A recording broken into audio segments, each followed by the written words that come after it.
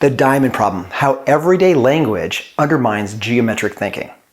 So what I want you to imagine right now is if we take my finger here, we draw a line here, here, here, and here. What shape did I just create? Most people will say square. I do this with kids all the time. We're going to grab the square, and I'm going to rotate it. What is it now? And most people will say diamond. It is not. It's still a square. Now, where that comes from, that's some folk geometry from a long time ago, where it's from the word lozenge, which means taking something and tilting it. It's used in art. And then that became the diamond shape in cards. We think of the baseball field, we call it a diamond, it's actually a square. The diamond on the cards is actually a rhombus. A lot of times what we do with geometry is we use culture and we incorrectly name things.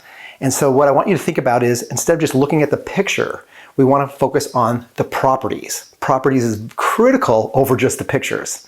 And one of the other things that we do is we just will call things a square. We'll call that a box instead of a square. Or like I said, tilted, it then becomes that diamond.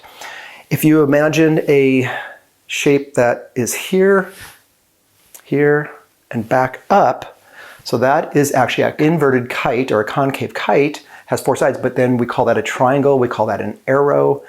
So we have a lot of everyday use of language that incorrectly describes a shape and gets kids to think incorrectly. Some other examples, we talk about a rectangle, two long sides and two short sides. So if you Google these things, if you just look at textbooks, coloring books, there's so many incorrect ideas here. So to go back to the rectangle, a rectangle by properties is defined as four 90-degree angles. So yes, sometimes the two sides here are longer than the two sides here, but they could also be, all four sides could be the same length. They could all be congruent, and yes, it's a special rectangle called a square. But when you're thinking about properties over the picture, then that's where you get kids to really start thinking geometrically. And that will help kids over time all the way through high school. So it's so critical to get these ideas in place early. Another one is just as simple as, we'll say, color the square, or color whatever shape in coloring books. But it actually should be coloring inside, because it's the boundary that's actually the shape, not the inside. The area has no meaning there. It's always the boundary.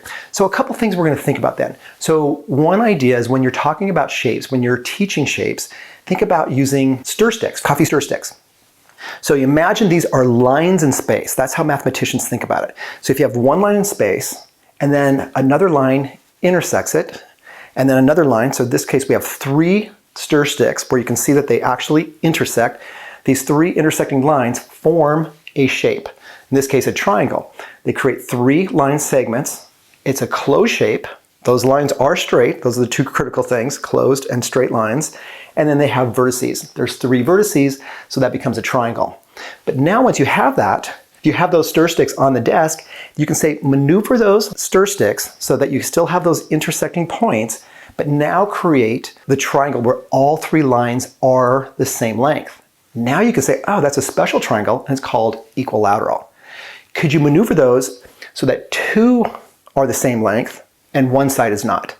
That's called an isosceles, and you could have that third one be shorter or longer. And then you can describe things around, like the house, the pitch of the house, you could talk about that, or like a Christmas tree is isosceles type, so it's triangular in shape. So those become really important ideas there. So then let's go back to, when you talk about shapes, you start with what is true. Okay, closed figure, straight lines. Then we talk about how many vertices. And then we start talking about the properties. And then the properties will define what that shape is. So when we talk about quadrilaterals, it is four sides that are straight, a closed figure, that's a quadrilateral. But then you can say, well, what if one set of lines is parallel? What shape, and then the other are cut in any way, cut by these transversal lines. What shape do we create? Well, if you have one set, then if the other two are parallel, then you have a parallelogram. If you just have one set and those other ones could be in any direction, you have trapezoid. And the trapezoids don't have to be like the normal one you see in pattern blocks where it's symmetrical here. You can maneuver it, so it could have a right angle, still a trapezoid. It could be a obtuse angle here, still a trapezoid. When you have them parallel and 90 degree, then it's a trapezoid, it becomes a rectangle, you close them in, becomes a square.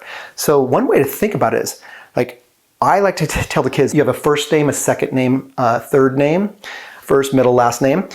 Your first name is the most specific. It distinguishes you versus your family members. So a square is the most specific name, but a square has two things that are important. All four side line segments are congruent and they're 90 degrees, which that also then a rhombus is four sides that are congruent or same length.